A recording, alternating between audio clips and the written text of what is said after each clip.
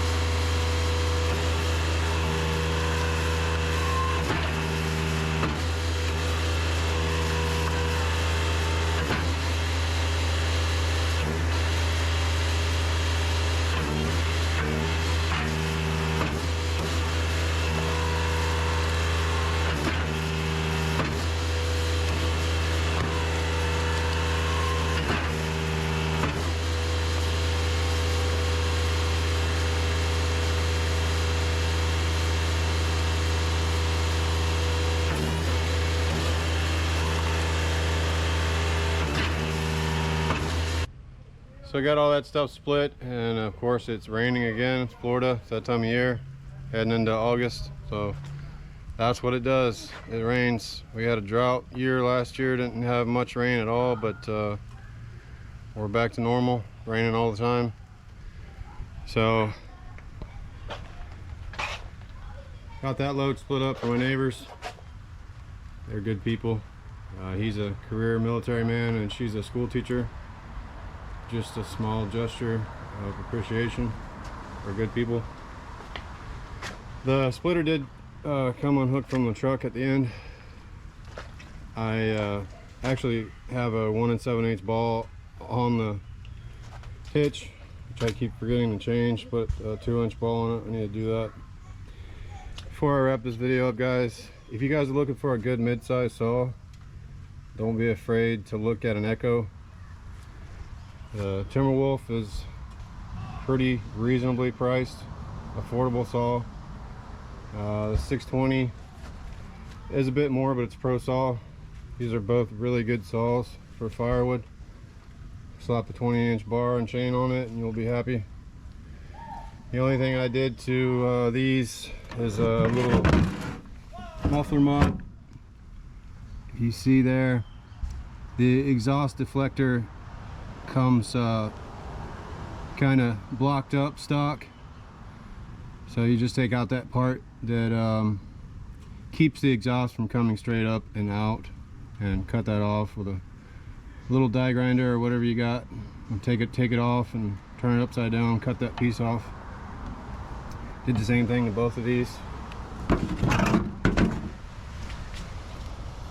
The exhaust deflector, when it's stock, it has a little I don't know what you call it, baffle, or has a little deal in there that makes the exhaust flow go up, back, up, and then out. So you just cut that piece out and the exhaust comes up and out. It sounds good, they cut good. It doesn't affect the way it runs. You don't have to mess with the carburetor when you do that. I've done this to all my Echoes, these mid-size Echoes anyways, and it works great. They cut good.